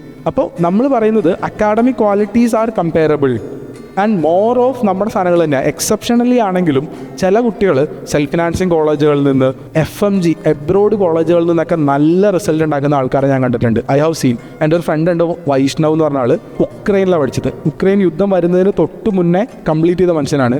അവൻ യുക്രൈനിലെ MBBS ഫൈനൽ ഇയർ പാസ്സായി. അവിടുത്തെ ഇൻറ്റേൺഷിപ്പ് തീർന്നിട്ട് ആദ്യം പാസ്സായത് FMG എക്സാം അല്ല, ഇന്ത്യയിലത്തെ സാധനം അല്ല പാസ്സായത്. അവൻ ആദ്യം പാസ്സായത് USMLE എക്സാമാണ്. USMLEൻ്റെ സ്റ്റെപ്പ് 1 ആൻഡ് സ്റ്റെപ്പ് 2 ഫസ്റ്റ് ചാൻസിൽ ക്ലിയർ ചെയ്തു. എയിംസിൽ പഠിക്കുന്ന കുട്ടികളടക്കം കഷ്ടപ്പെടുന്ന എക്സാമാണ്. ഡൽഹി എയിംസിൽ പഠിക്കുന്ന കുട്ടികൾ കഷ്ടപ്പെട്ടിട്ട് പാസ്സാവുന്ന സാധനമാണ്. USMLE സ്റ്റെപ്പ് 1 ആൻഡ് സ്റ്റെപ്പ് 2 പാസ്സായി, FMG ക്ലിയർ ചെയ്തു. അവൻ പറഞ്ഞ ഒറ്റ കൊല്ലം കൊണ്ട് 4 എക്സാമാണ്. വെച്ചാൽ അവിടുത്തെ 2 എക്സാം അല്ല, അവിടുത്തെ എക്സാം, FMG എക്സാം, USMLEയുടെ സ്റ്റെപ്പ് 1, USMLEയുടെ സ്റ്റെപ്പ് 2 പാസ്സായി. അവനൊരു മോഡലായിട്ട് എടുക്കാനൊന്നും പറ്റില്ല, കാരണം FMGയിൽ പോകുന്ന കുറേ അധികം ആൾക്കാർ നല്ല സ്ട്രഗിൾ ചെയ്യുന്നത് നമുക്ക് കാണാനുണ്ട്. പക്ഷേ അവിടെ പോയിട്ട് എക്സെപ്ഷൻ ചെയ്ത് അടിപൊളിയായിട്ട് വരുന്ന ആൾക്കാരില്ലേ, അവൻ പറഞ്ഞു എടാ നീറ്റ് PG എഴുതുന്നുണ്ടോ? ഞാൻ ചോദിച്ചു നീറ്റ് PG എഴുതുന്നുണ്ടോ? പറഞ്ഞു ഇല്ല, പ്ലാനില്ല, I am going to US. അവരിപ്പോൾ USലാണല്ലേ, അവിടെ അന്ന് വരായിരുന്നത്. പ്യുവർലി അക്കാഡമിക് ക്വാളിറ്റി മാത്രം മതി, വേറെ എല്ലാം ഞാൻ സാക്രിഫൈസ് ചെയ്യാമെന്ന് പറയുന്നതിൽ കാര്യമില്ല. That is A point. നമ്മൾ എന്ത് ചെയ്യാന്ന് വെച്ചാൽ നമ്മുടെ കുറച്ച് ബെനിഫിറ്റും കൂടി നോക്കുക. കുട്ടികളോടും പേരൻസിനോട് ഓർമ്മിപ്പിക്കാനുള്ള, കുട്ടികളോട് ഓർമ്മിപ്പിക്കാനുള്ള ഒരേ ഒരു ഏറ്റവും പ്രധാനപ്പെട്ട കാര്യം എന്ന് പറഞ്ഞു കഴിഞ്ഞാൽ, നിങ്ങൾ നീറ്റ് കോച്ചിങ്ങിന് എത്രത്തോളം കമ്മിറ്റഡ് ആയിട്ടുണ്ടോ, എത്രത്തോളം ഡെഡിക്കേറ്റഡ് ആയിട്ടുണ്ടോ, നിങ്ങൾ ആ ഒരു കോഴ്സിന് വേണ്ടി എത്ര പണിയെടുത്തിട്ടുണ്ടോ. 14 മണിക്കൂർ 16 മണിക്കൂർ പണിയെടുക്കാൻ നിങ്ങൾക്ക് മടിയൊന്നും ഉണ്ടായിരുന്നില്ലല്ലോ. അവസാനത്തിലേക്കൊക്കെ കുത്തിയിരുന്ന് പഠിക്കില്ലായിരുന്നോ? പുറം വേദനയോ കാലുവേദനയോ മേലുവേദനയോ ഒന്നും വന്നാൽ വിഷയമില്ലല്ലോ, ഇരുന്ന് പഠിക്കില്ലായിരുന്നോ? ആ കമ്മിറ്റ്മെൻ്റ് ആണ് ലൈഫിൽ ആവശ്യമുള്ളത്, അല്ലാതെ നല്ല മെഡിക്കൽ കോളേജ് അല്ല. ഞാനിങ്ങനെ നല്ല മെഡിക്കൽ കോളേജിൽ പോകുന്ന ആൾക്കാർ അതൊരു ബോണസ് സാധനം മാത്രമാണ്. We have to be committed on the course. വേറെ ഒരു സാധനത്തിലേക്ക് നമ്മൾ നോക്കേണ്ട ആവശ്യമില്ല. MBBS കിട്ടി എന്നുള്ളത് ഒരു സ്റ്റാർട്ടിങ് മാത്രമായിട്ട് നമ്മൾ കണക്കൂട്ടുക. Every day പണിയെടുക്കുക. നമ്മൾ എവിടെ പോയാലും നിങ്ങൾ സക്സസ്ഫുൾ ആവും എന്നുള്ളതാണ്. ഈ പറയുന്ന അലോട്ട്മെൻറ്റ് പ്രോസസ്സ് എന്ന് പറയുന്ന സാധനം ടൈലർ മെയ്ഡായിട്ട് എല്ലാവർക്കും ഒരുപോലെ കൊടുക്കുന്ന സാധനം അല്ല എന്നുള്ളതാണ്. ഓരോരുത്തരുടെ സാധനങ്ങൾ ഉണ്ടാക്കിയെടുക്കുക. ആൻഡ് നിങ്ങൾക്ക് എല്ലാവർക്കും ഭയങ്കര നല്ല അടിപൊളിയായിട്ടുള്ളൊരു ഭാവി ഉണ്ടാവട്ടെ എന്നും കൂടി ആലോചിക്കുക. ഈ സാധനം ആലോചിച്ച് വയ്ക്കുക. ക്ഷമ ആട്ടുസൂപ്പിൻ്റെ ഫലം ചെയ്യുമെന്ന് പണ്ടാരോ പറഞ്ഞതായിട്ട് കേട്ടിട്ടുണ്ട്. നല്ല ക്ഷമിച്ചിരിക്കുക. So just winding up by giving you this message. നമുക്ക് ഏത് കോളേജ് കിട്ടുന്നു എന്നുള്ളതിനേക്കാൾ നമ്മൾ ആരാണ് എന്നുള്ളത് മാത്രമാണ് റിസൾട്ടിലേക്ക് നമ്മളെ കൊണ്ടുപോകുന്ന, അല്ലെങ്കിൽ ഒരു ഫൈനൽ സക്സസ്സിലേക്ക് നമ്മളെ കൊണ്ടുപോകുന്ന കാര്യങ്ങൾ. നിങ്ങൾ വിഷ്വലൈസ് ചെയ്യേണ്ടത് എപ്പോഴാണെന്നറിയോ? You have to visualise. നിങ്ങളുടെ 40ാമത്തെ വയസ്സിനെ നിങ്ങൾ വിഷ്വലൈസ് ചെയ്യണം. 40th ഇയറിൽ 40ാമത്തെ വർഷത്തിൽ നിങ്ങൾ ആരായിരിക്കണം എന്നുള്ളത് മാത്രം നിങ്ങൾ വിഷ്വലൈസ് ചെയ്യുക. തീർച്ചയായിട്ടും നിങ്ങൾ 25ാമത്തെ വയസ്സിലോ 30ാമത്തെ വയസ്സിലോ PG അടക്കമുള്ള കാര്യങ്ങളൊക്കെ ഫിനിഷ് ചെയ്യും ഇല്ലേ? അത് കഴിഞ്ഞിട്ടുള്ളൊരു 10 വർഷം കഴിഞ്ഞ് കഴിയുമ്പോൾ നിങ്ങൾ ആരായിരിക്കണം എന്നുള്ള കാര്യം മാത്രം വിഷ്വലൈസ് ചെയ്യുക. അതിന് വേണ്ടിയിട്ട് ഹാർഡ് വർക്ക് ചെയ്യാൻ തുടങ്ങുക. അതിന് നിങ്ങൾക്ക് ഏത് കോളേജ് കിട്ടുന്നു എന്നുള്ളത് ലിറ്ററലി പേരിന് മാത്രമായിരിക്കും ഉണ്ടാവുക എന്നുള്ളതാണ്. കോൺഫിഡൻ്റ് ആയിട്ട് മുന്നോട്ട് പോകുക എന്നുള്ളതാണ്. Thank you so much. Thank you.